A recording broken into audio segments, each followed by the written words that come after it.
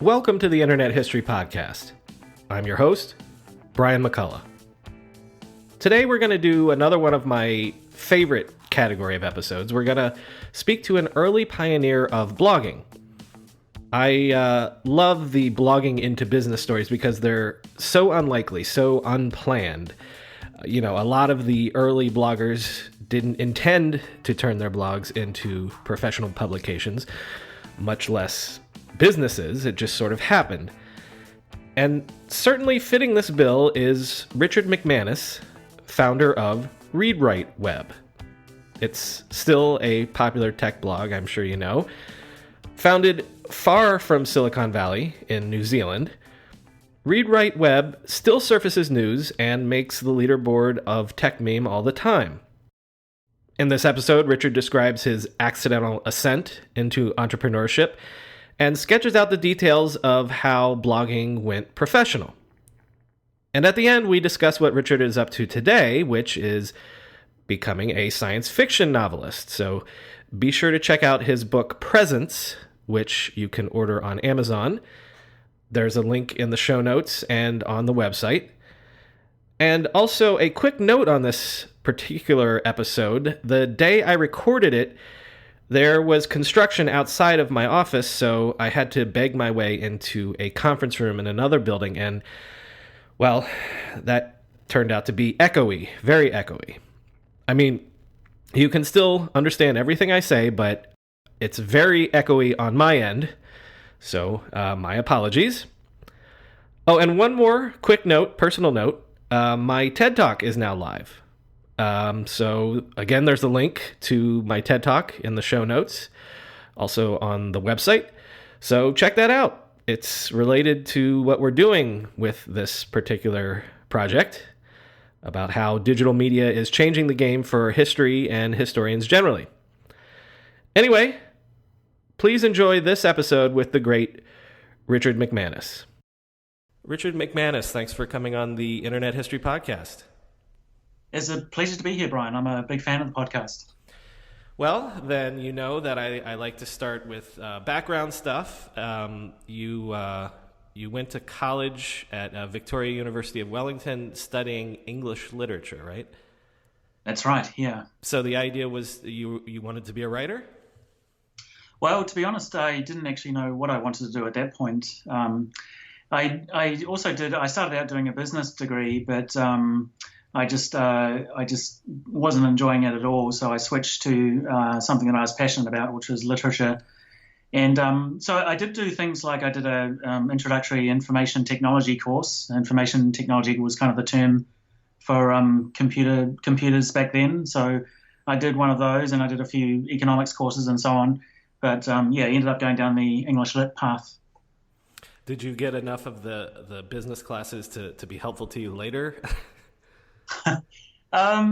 Kind of, but what I found when I was building ReadWriteWeb was that you just basically learnt it all as you went along, which is kind of the story of the early web as well, I guess. Mm-hmm, mm-hmm.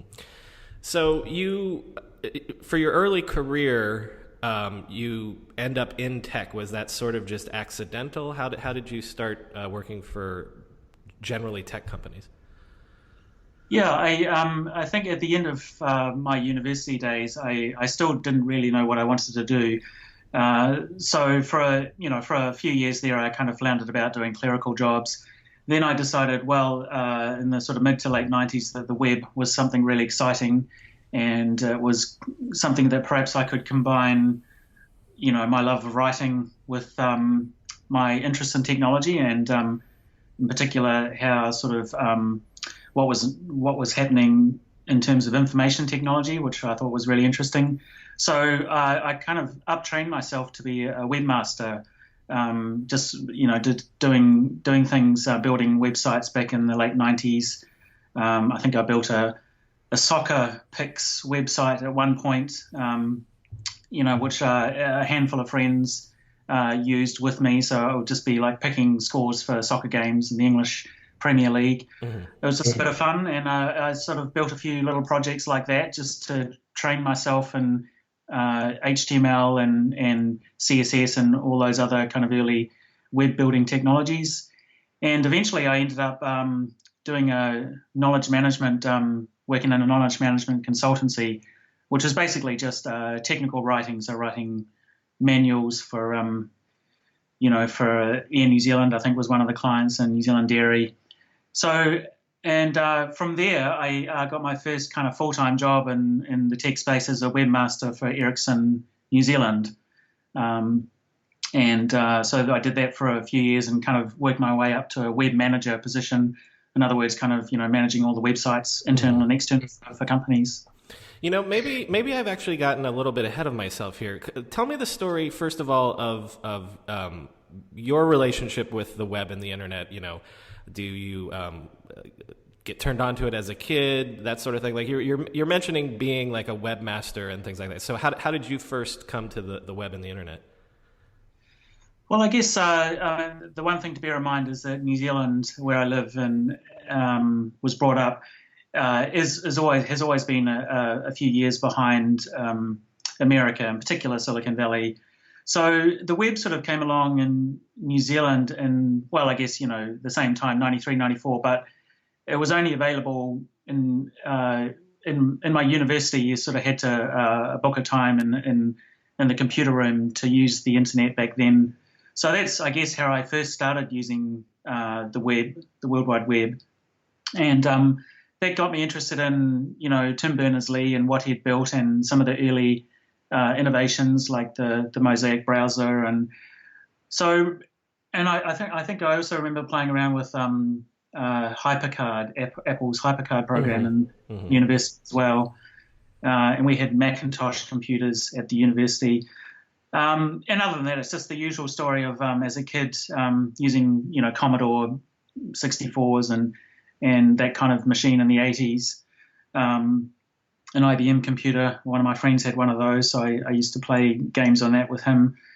So, so I guess I kind of, when I really got into the web was kind of the mid to late 90s after I'd left university, and that was when I kind of started exploring, what was out there and what people were building.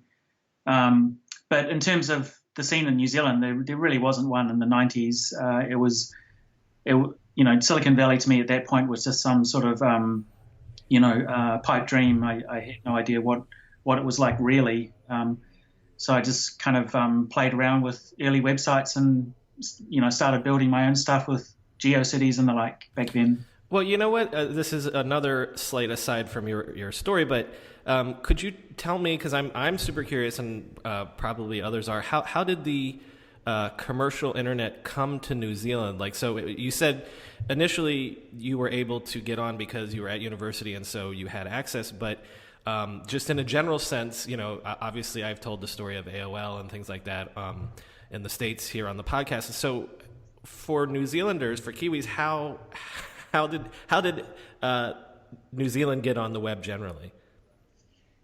Yeah, that's a good question. I don't have a really clear memory, but I'm pretty sure it was, same as AOL. It was CD-ROMs that were sent out by, I think it was the major telecommunications company back then, which was called Telecom. And New Zealand, for a long time, New Zealand just had the one telecoms company. So it was basically the dominant company, and that was the company that introduced the internet to New Zealand. And I think it was called Extra, XTRA, and I believe that they sent out CD-ROMs in the early days, and that's how you connected to a similar service to AOL. So it would have been, a walled garden type of experience. And Yeah, that's about all I remember of it, to be honest with you. And nowadays, it's generally like here, your ISP is your cable provider or something like that.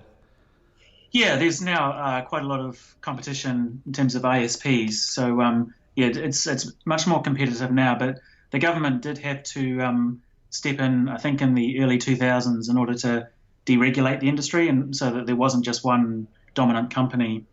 Uh, so now the competition is actually pretty good. Okay, sorry. Thank you for indulging my interest there. But so, all right, back to your story. So you're working at you've sort of gone backwards into tech, and you're working at Ericsson. This is the early 2000s. So how about discovering blogging and deciding that you want to try experimenting with blogging? Yeah, I think first I was like a fan of reading the early blogs, and that was in the early 2000s, probably some in the late 90s as well. But definitely, Who specifically? Dave Weiner. I was a big fan of Scripting News, which is Dave Weiner's blog. Right. And he had built a product called Radio Userland, which I think was the first kind of blogging product that I used quite a lot. I mean, I did use things like GeoCities before that, but in terms of writing blogs, I think I played around with LiveJournal, and I think LiveJournal. There was another one, I can't remember the name of it now. But Radio Userland was the one that I used most regularly in the early 2000s, and that was a product that you actually downloaded onto your computer, so it was desktop software. And one of the features was that you could subscribe to other Radio Userland blogs. And at that point in the early 2000s, there was a small but very vibrant community, which I really enjoyed reading. People like John Udell, Dave Weiner himself. There was a bunch of other people as well. But I just really enjoyed reading what they were writing about, which a lot of it was focused on blogging software, RSS technology, which was in its very early days back then, and things like wikis. And I found myself really drawn to kind of that combination of writing and technology that I was kind of searching for in the 90s. It was finally starting to happen with blogging. So that's what kind of pulled me in, and I played around with my own blog. There was a precursor to ReadWriteWeb. I think I named it Modern Web at one point, but it was basically just a link blog, which means that you just do a little quote from somebody else and put a link to it. So at that point I wasn't confident enough to do my own writing and put it on the web. I was still kind of learning and upskilling and building websites. So, yeah, that was kind of in 2000, 2001, 2002 era. So when do you get the confidence to start doing your own writing, and what do you get the confidence to write about? Yeah, so it was, I think at the end of 2002, I decided, okay, well, if I'm really going to upskill myself in this technology, then I need to start writing original content. And it was also something that I wanted to do anyway, because I was always interested in writing, and I'd been writing private things but never published them. So I decided in 2003 I will start my own Radio Userland weblog, but I'll write original content this time and not use it as a link blog. So I specifically kind of set myself that goal, and in April 2003 I started ReadWriteWeb as a Radio Userland blog. And my very first post was actually called the ReadWriteWeb, and I wrote about Tim Berners-Lee's creation of the browser and the web and the World Wide Web, and Dave Weiner, what he was writing about. So I sort of riffed on that. Right. So actually, go into that just for a second, because the name ReadWriteWeb is actually it's referring to Tim Berners-Lee's original ideas for the web and things like that. Yeah, that's correct. A lot of the research that I'd done and just upskilling myself, I discovered that Tim Berners-Lee originally wanted the World Wide Web to be a two-way experience. So not only just receiving information via the web, but creating it as well. and for various reasons, his first browser, which was a read-write browser, didn't become the success story on the web. That was Mosaic, and Mosaic was basically a read-only browser to start with. They'd kind of chopped off all the creation functionality. I mean, you could still, obviously code HTML and create websites that way, but it wasn't a simple experience. It wasn't something that non-technical people could easily do. But in Tim Berners-Lee, and also he wrote about it in his book, that his goal was always to create an experience that people could both receive and consume information and create it as well. So I was fascinated by that theory, and that was something that Dave Weiner was writing a lot about as well, and with Radio Userland trying to help people to create content. So that was, I guess, the theme right from the start of my blog, ReadWriteWeb. Just indulge me again, because this is a period that I'm so nostalgic for, is those early blogging days where there's not a lot of people doing it. So, things like blog rolls were a big deal because it was how you would discover who else in the world was out there blogging. So just describe for us that early community and those early people that created that first blogging community. Yeah, it was a fascinating community of people, and they were all interested in, to one degree or another, creating websites and content on the web that encouraged a kind of two-way experience. So there were people that I subscribed to in my blog roll, for example, who were writing about education. So they were, that was their topic, was education. But I was fascinated by what those people were thinking and writing about in terms of using the web and using computer technology for education purposes. And there were other people writing about other topics as well, whether it be enterprise or anything really, or podcasting, which was another kind of early topic back then. And it was, the other great thing about that time was that everybody would read each other's blogs, but they would also comment on them or write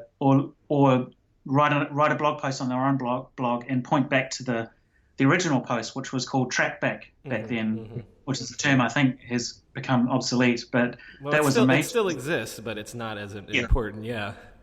Yeah, true.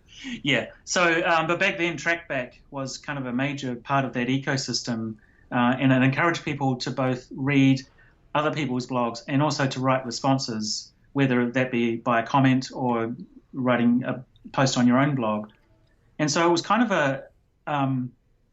it was a very, the ecosystem was very encouraging of newcomers, I found, which was another great thing about it. And these days we would call it an interest network, because you were basically subscribing to people because you were interested in what they were writing about and vice versa. So it wasn't really a social network, although you did, become friends with some of those people. It was more about the content that you were both interested in. So, and I kind of think we've lost some of that in today's tools. And you have a tool like Twitter, not to get too far ahead, but Twitter, which could be a really amazing interest network, but it's nowhere near as good as blogging in those early days, because blogging was it was both a community and an ecosystem where you learnt a lot and able to contribute a lot as well. Well, about that idea of it being a community, when people look back on it now and they see the Marcoses in politics or Gruber for Apple blogs and things like that, and they think, well, they're these huge names now because they were there first, and so they've had all this time to accumulate audiences and things like that. But I remember this, and it was so fascinating to watch it evolve. But at the beginning, since there were so few people doing it, these weren't big names. These were just other commenters, other writers on the web, and it was just this small thing. Exactly, and I think to be honest with you, I think the lack of ego back then was a big part of the appeal of blogging in the early days. I think these days, people on Twitter, they can amass sort of huge followings, and on Facebook as well, but they kind of become separated from the community in a way. And you mentioned, people like Gruber, who have been very successful, hugely successful, and are now major influencers in the industry. But I think what I most enjoyed about the early days was it was much more egalitarian. So, for example, Dave Weiner, who was kind of a star of that scene back in the early days, he was, he was just as willing to read what I was writing as, to read another kind of star like John Udell. And I thought the whole scene back then was very open-minded in that way. And the fact that I was from New Zealand, there was this nobody from New Zealand writing stuff about technology, and all the existing community back then was willing to read it and listen to it, and be open to my ideas. I thought it was just an amazing thing, and I still do. Dave Weiner keeps coming up in this conversation, and I'm in the midst of negotiating with him to come on the show. And I know he listens occasionally, so Dave, if you're listening, another reminder that you should definitely come on and contribute to remembering all this stuff. Do you remember maybe not the first post exactly, but the first thing that you did on your blog that got a lot of play, that got a lot of attention?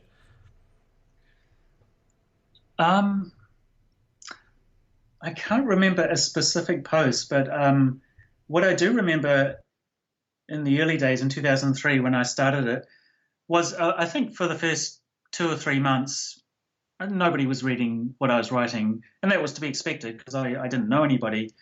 But I was also commenting a lot on other bloggers, particularly in that Radio Userland sphere, and I was linking to those people as well with what I was writing. And very slowly, I'd find that, certain people would link back to me.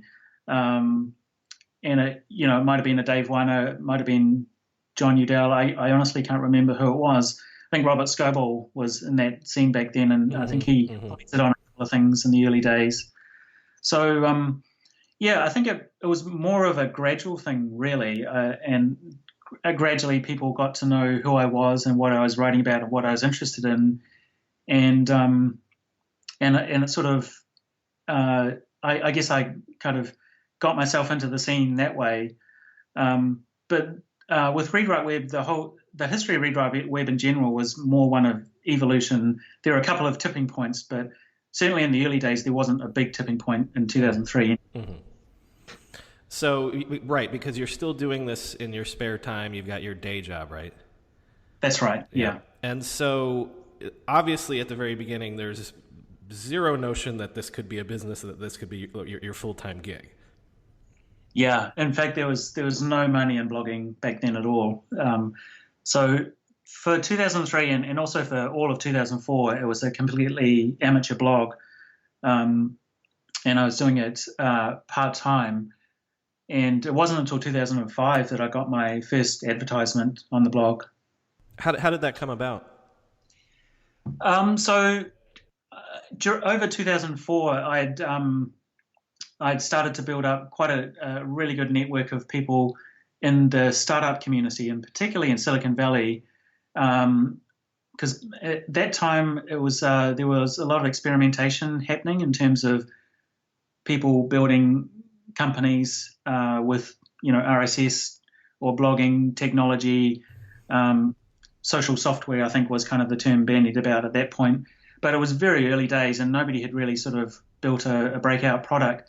So all of those people I found, well, a lot of those people were reading my blog because I was writing about those technologies as well and trying to figure out, what's next and where it goes.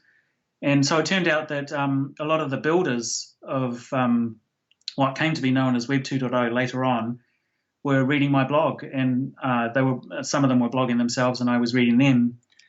So I think my first advert in 2005 was due to one of those people that was reading me. I think I was the one that reached out to them and I reached out to a few people and said, I know you're building a new product. Would you be interested in putting a banner on ReadWriteWeb as a kind of experiment? And one of those people said, yes, let's give it a go. And that's how my first ad came about. Mm-hmm. And do you know who the ad was for? Yeah, I've got a note of it here. It was for a company called the Port Network. The Port is one word. Uh-huh. I don't think they exist anymore, but I think they were some kind of early social network type of product. Mm-hmm. Mm-hmm. So it's around 2005. You're saying that you feel like it's gaining this momentum, that it's starting to become something a little more serious. Yes. And the other thing I just remembered about that first ad was that it was on a weekly article that I did called the Web 2.0 Weekly Wrap-Up, which was kind of the first, I guess that was the first regular series that became a success on ReadWriteWeb, because it was a wrap-up of all the major news about this thing called Web 2.0. Well, you know what? Let's go into that for a second, because that is so important for Web 2.0. I talked to Calacanis recently, and I said, the conferences were so important, but it really was also the blogs, obviously, TechCrunch, GigaOM, things like that, that sort of signaled to people like me that were there at the time that things are happening again. There's new energy here. There's a new movement here. And so you're saying that sort of what took off was exactly that, was like you're covering that there's new energy in tech again. Yeah, and I remember the first Web 2.0 conference was at the end of 2004. I didn't attend that one, but I remember covering it on the blog. And so this, Tim O'Reilly and others coined this term Web 2.0. How do you pronounce it? Web 2.0? Yeah, I've always said Web 2.0, but you can say, right. For some reason, I've always called it Web 2.0, but anyway. I'm sure that's potato sort of thing. Yeah. So that kind of, but all that was doing was really giving a name to something that had already been happening all throughout 2004 and even into 2003 as well. There was this kind of swirling of activity around, two-way technologies, whether it be blogging or wikis or whatever. Well, and also things like Ajax are coming out, and the web is getting dynamic again. Yeah. Exactly. Yeah. So Web 2.0 was kind of the term that was given to this, and I started using that right at the start of 2005. And in fact, my first Web 2.0 weekly wrap-up was right at the beginning of January 2005, and I decided, well, if that's the term that's being used, then I'll use that to talk about these, to do a weekly wrap-up of these technologies.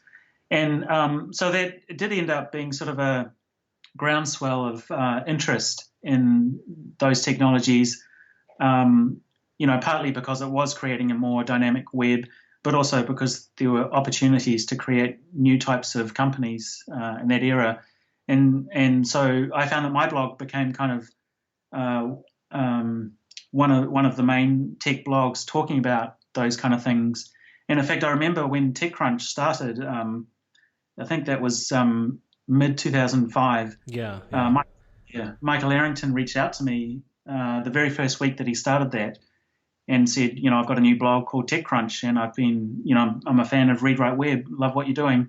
So I got to know him that way. And in fact, when I eventually got to Silicon Valley, which was, around September 2005, I stayed at Mike's place. So it was, and again, it's kind of an example of like the community aspect back then of blogging was such that you could sort of make friends that way, and it was really enjoyable. So when can you quit your day job? I think it was. Oh, I honestly can't remember. I'd have to look on my LinkedIn. But it was sometime around. It was either late 2005 or early 2006 that I quit my day job. I think I've heard you or seen you say before it was early 2006. Yeah. Okay, that sounds right. Because initially, when I quit my day job, um, I was a web manager for an energy company called Contact Energy in New Zealand. So I quit that and I did consulting work with some Silicon Valley startups just to pave the way until ReadWriteWeb, earned more money. And also, I think I had a couple of other blogging jobs as well. I worked with ZDNet for a little time, doing a Web 2.0 blog for them. So yeah, the advertising for ReadWriteWeb didn't really. It was kind of a slow evolution, and it wasn't until I think late 2006 that I was able to completely focus on ReadWriteWeb. Well, you know what we haven't talked about at all yet, as we're getting into this is your full-time gig, is the mechanics of doing it. So, are like how many posts? Like, let's use 2006 as an example, as you're going pro. Like, how many posts are you doing a day? Where are you getting your news from? That sort of thing. Yeah, in 2006, it was at least a daily blog post. But the other thing that happened in 2006 was I also got guest bloggers to do posts as well on the blog. There were a couple of Alex Isgold was one of them, Emery Sikolu, and there were a few others as well. And they volunteered to write analysis posts about various aspects of Web 2.0. And these were all guys that had an engineering background or who were kind of builders of the web, but they wanted a platform to write about their theories of the web and where they thought things were going, and also to be honest, it was a good kind of self-promotion tool for them as well.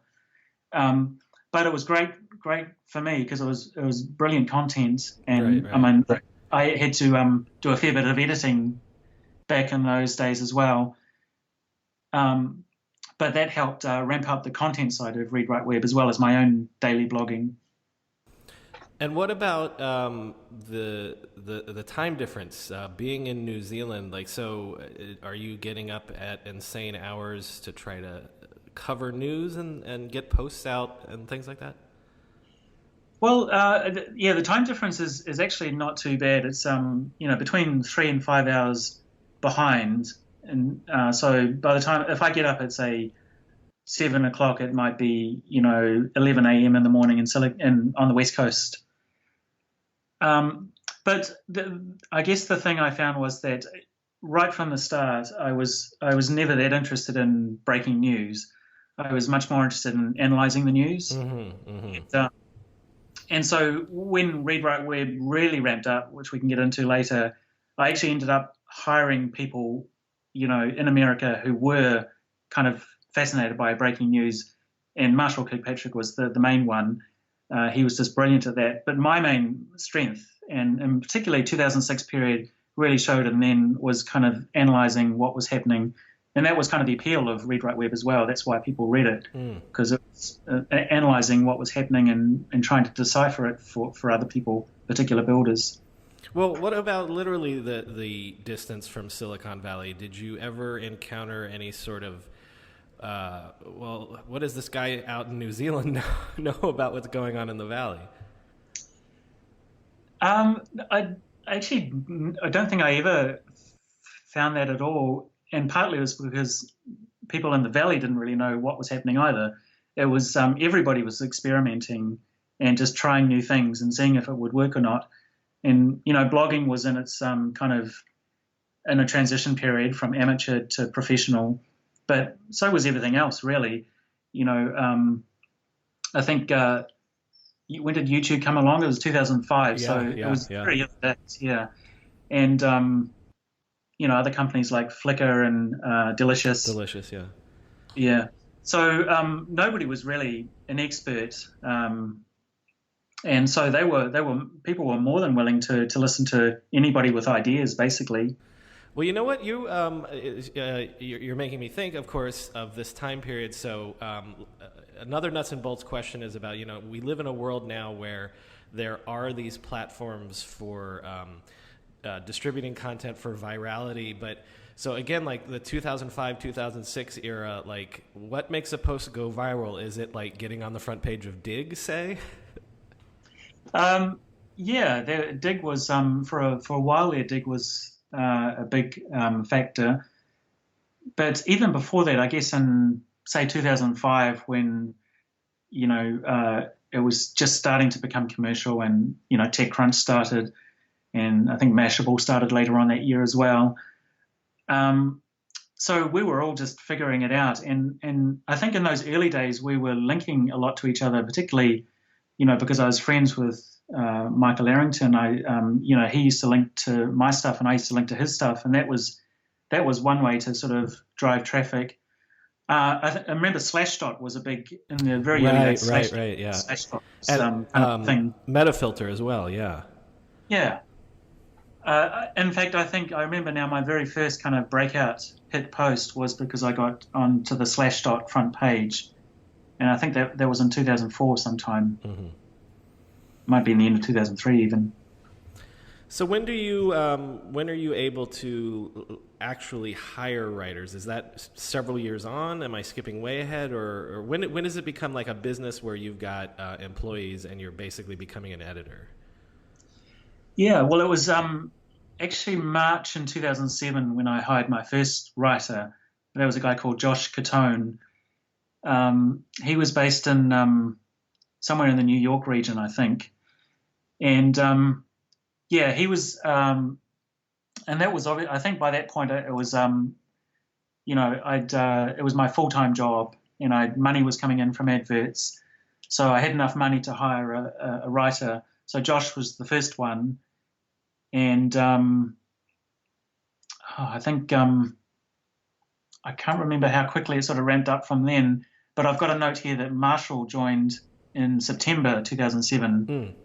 So and he was the lead. I signed him up as the lead writer, which is basically writing the news. Because I found by that point I was very busy with a lot of other stuff, whether it was managing the adverts or making sure the site, kept up, and doing other bits and pieces on the design. So I specifically hired Marshall to be the lead writer just because I had lots of other things on my plate at that time. Are you still running it off of the Radio Userland software, or do you go to WordPress at some point? Like, I'm talking like 2007-ish. Like, what are you running off of at that point? Yeah, definitely by that point it was on movable type. Mm. I think I moved on to may have been even 2004. I was only on Radio Userland for about a year or so before I migrated to movable type. And we pretty much stayed on movable type right up until the acquisition in 2011. And all of the writers that you end up hiring, they're all over the world. They're just working remotely, right? Yeah. Most of them were in America, either on the West Coast or the East Coast. Mm-hmm. So Marshall is based in Portland, and I ended up hiring a couple of other people from Portland as well. When you find these people, is it because that they're commenters on your blog that seem to be smart? Like how do you find a Marshall? Yeah, well, with Josh, actually, I think he originally reached out to me to do a guest post, and he did one or two guest posts. And I remember, having a discussion with him over email and Skype. And, he was looking for work. And at that point, I was able to hire somebody. So based on what he'd written, I thought he'd be a really good fit. As for Marshall, he actually was with TechCrunch before joining ReadWriteWeb. Oh, I forgot that. So he was a professional blogger already, and he was interested in joining ReadWriteWeb, because there was more of an opportunity for him to take a leadership role, which turned out to be the case. And I was obviously very interested in him because he was a great blogger at TechCrunch. So that's how I found those two guys. Well, tell me a little bit about competing in that scrum of specifically the tech blogs of that era, TechCrunch, Mashable, Ars Technica, names that we still know today, but or like Gigom, which is not around today, but like standing out in that crowd. And we've talked about how early on it was this community, but as it professionalizes, how do you operate in that ecosystem?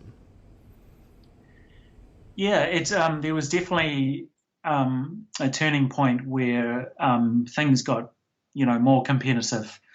So in the early days, I was very friendly with a lot of the people in the tech blogging community, Arrington and those kind of people.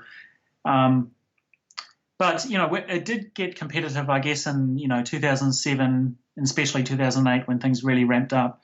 And also, I think we were all comparing ourselves what our ranking was on Technorati, which was at the time kind of the ranking mechanism for blogs. So ReadWriteWeb was in the top 20 of Technorati in 2007, and I think it was at that point, when bloggers started to see themselves on Technorati, that it became kind of a competition to see who could be the top tech blog. But at that time I was also traveling back and forth to Silicon Valley quite a lot. So I was, friendly with a lot of people in Silicon Valley and in the blogging community, and actually had met a lot of them as well. So, but yeah, definitely there was, especially when professional blogs started to make, a lot of money, then I guess things did get very sort of competitive, and friendships did, become secondary in some ways, unfortunately. I haven't asked at all about funding. Did you entirely bootstrap, or did you ever take any VC money at any point? Yeah, it was entirely bootstrapped, and I think the main reason for that was because it was an evolutionary growth pattern. It started out getting one or two ads, then a few more. Then I was able to hire somebody, and a few more ads, and I was able to hire a second person, and so on.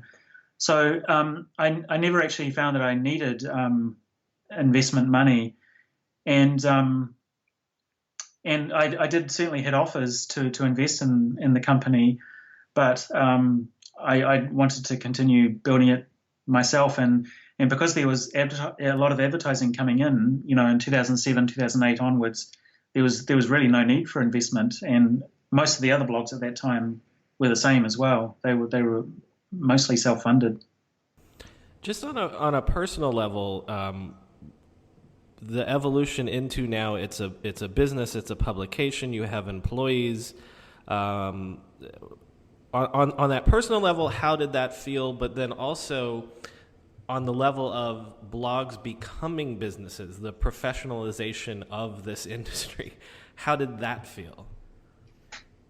Well, it was certainly a very hectic time, and it was there was a lot of strain on the business side, and I was juggling a lot of things because in those days, 2007, even 2008, I was still doing a lot of the managing of various aspects, whether it be advertising or design or technical. I was still managing a lot of that myself, and I certainly had help on the technical side. I had a couple of guys, helping me do the webmaster stuff, and the person I dealt with on the web hosting side was I relied on that person a lot. But it was still managing all those strands was quite a stressful thing at that time, and also writing as well, obviously. So the growth aspect was it was a roller coaster ride. There were a lot of highs, but there was some lows as well, in terms of maybe the site crashed one day and I was scrambling to get it back up again, or maybe there was a problem with a certain blogger that I'd hired, or so on. But so all these kind of things were it was very exciting, but it was also very stressful at the same time. What's the staff at its height, or before you leave, or whatever, around like 1920 maybe? Yeah, I think there was around, and it was in the early 20s at its height. So I think I counted maybe 22 at its peak in terms of employee numbers. Uh, not all of them full time. I think it was around about 15 kind of people full time at its peak, and various part time people, whether on the technical or business side. Well, let's we've already talked about some of them, but let's give you the opportunity to talk about some of the insanely talented people that you worked with, like Dan Frommer, Marshall Kirkpatrick, Sarah Perez. How were you able to find such talented people that were able to go on and have these careers that have evolved and been so amazing? Yeah, I think on the blogger side, it was just I managed to find some really amazingly talented people, and I always use Sarah Perez as probably the best example. At the time I hired Sarah, she was completely unknown, and probably I don't even think she was doing professional blogging at all. But she was obviously, I think we got into some kind of an email conversation, and she was obviously very passionate about what was happening in the tech world. She lived in and still lives in Tampa, Florida, so she wasn't part of the kind of inner circle in Silicon Valley at all. But I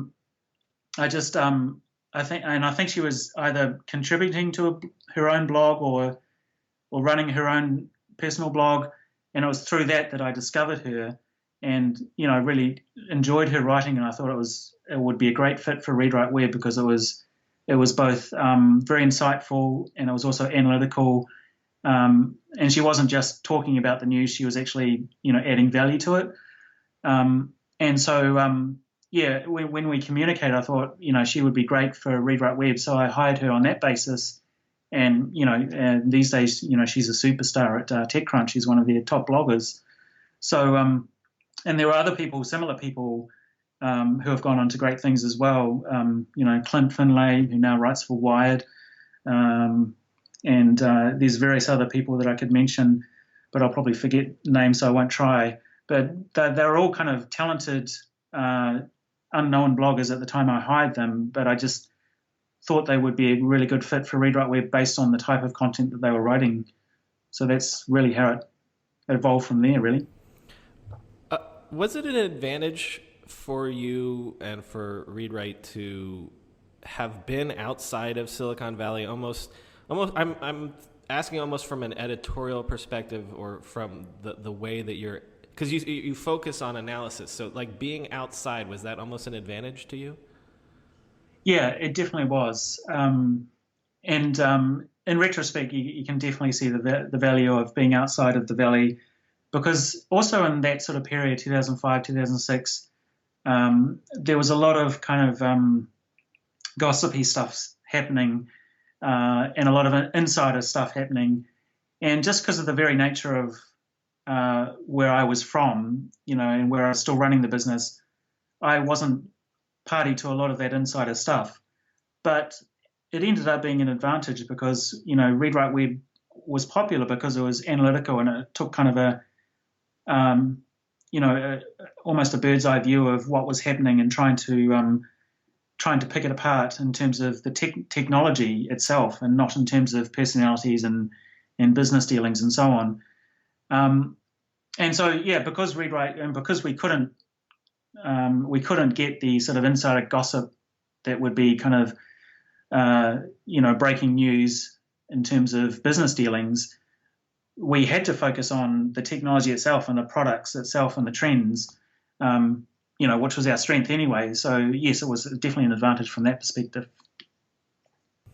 So I'm a little unclear about the chronology or whatever, but do you step down first or sell first? How do you leave ReadWrite? Yeah, so I think first I should mention that one of the key hires in ReadWriteWeb's history was the hiring of Sean Amirati as COO. That was in December 2009. And at that stage, we were enjoying, huge growth, and we just had our first event in October 2009. Oh, and also I forgot you're syndicating your content to the New York Times and things like that. Yeah, I think that happened at the end of 2008. Mm-hmm. And so the previous COO, Bernard Lunn, he probably got that New York Times deal, which was great for us because having our content on the web pages of the New York Times was just an amazing boost. Not in terms of traffic, but in terms of just reputation, credibility. Credibility, yeah. But in December 2009, Sean took over as the COO, and he made a huge difference in terms of the profitability of the company. It was already profitable, but he sort of ramped it up in terms of growth, and we did more events, and we did premium reports in 2010. And Sean was a big driver of all those initiatives. And so we eventually sold the company at the end of 2011, and I led the company right up until that time. And so at that point, the leadership team was myself, Sean, and Marshall. And so we eventually sold the company at the end of 2011 to Say Media, which was based in San Francisco. And you felt like it found a happy home?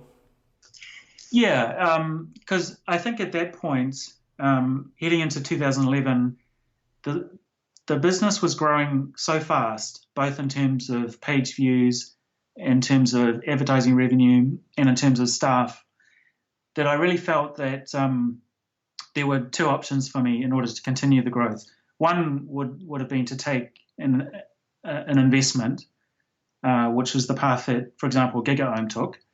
The other path would be to sell to a larger company, a larger media company, and in particular, I wanted that company to be based in the US because I felt it was really important for the continued growth of ReadWriteWeb to be based in the US. And for various personal reasons, I couldn't move over to the US, so I decided that selling to a bigger company was the way to go. So that was the process that we undertook in 2011, and we spoke to a number of other companies, but Say Media was the one that made a good offer, and we felt at the time that they were a good fit because they wanted to get into the world of publishing in a bigger way. So they were willing to put resources behind ReadWriteWeb, and also they had acquired Media Temple as well. Sorry, not Media Temple, Movable Type. Right. Company behind Movable Type. So they actually ended up owning the publishing platform that we were still using. Mind you, we were on the open source version, but still we felt that was another reason why it might be a good fit. So we ended up selling to them at the end of 2011. Well, before we close by talking about what you're up to these days, just a couple more just general questions. The first one would be, what did Web 2.0 mean to you? And I mean that in a very general way. On the one hand, it was sort of this renaissance, like the internet isn't over. There's still new ideas and new companies to be started, but also, were there ideas inherent? You spoke on this a little bit in what the Web 2.0 was all about wisdom of crowds and the back and forth between the audience, that sort of thing that maybe that was key to what you thought Web 2.0 was about, that maybe even hasn't aged very well or gone through to the modern era. Yeah, I think for me, the sort of core of what was termed Web 2.0 was the democratization of publishing onto the web. And it took sort of became sort of various things. Blogging was an early kind of example of that democratization. And indeed, my own career at ReadWriteWeb was built on top of that. And for that, I'm very grateful for. But, over time, it also took other avenues, for example, social networks, Facebook, before that, MySpace, and Twitter and things like that, are really built on that whole kind of democratization of media concept, so that people were much more involved in their world, in the media world, and these tools could be used by anybody to talk about their daily lives or their work or whatever. And I just, and you can see it in tools like YouTube as well and Snapchat these days. And I think that's kind of the main legacy of what was Web 2.0, is that tools became available that made it really easy for people to both consume and create content. And I think as to what it's become now, I am kind of concerned that that democratization has been skewed in a lot of ways. Certain people using social media, for example, to exaggerate or stir up trouble, or disseminate false news has been a big story recently. And so maybe the tools have been kind of abused in a way, so that while they're democratized, it's also being used, in a bad way in a lot of the social media universe at the moment. And the other thing that happened, I think, which was a bit of a shame, was that self-interest and ego took over in terms of people using these tools. So a lot of the stuff that you see on Twitter and Facebook is, self-interested and is egotistical. And I've got a term I call it selfish media, because I think it's turned into that. And a lot of the stuff that, that you subscribe to or follow, it's very self-interested and doesn't really, it's not really doing much good in the world. So I kind of hope that the next wave of tools changes that and gets back to that kind of community aspect that we enjoyed in the early blogging days, because I think that's missing in today's social media landscape. There's not a lot of community. It's basically just people using these tools as a megaphone, or to spread false information. So I really hope the next wave of innovation kind of brings back that community feel of blogging in the early days. Slightly shifting gears a bit, what's the tech scene like in New Zealand, the entrepreneurial and tech scene? Yeah, there's a thriving tech scene here. In fact, where I live, Wellington, it's got a nickname, Silicon Valley. So because there's a lot of startups in Wellington. So there's Wellington more than Auckland? Yeah, Wellington is probably the city in New Zealand that's got the most tech companies. Mm-hmm. And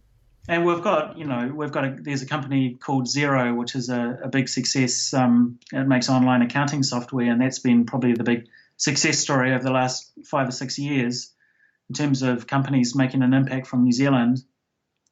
So there's a thriving scene here. It's obviously nowhere near as big as what's happening in America, but there's a lot of innovation happening, and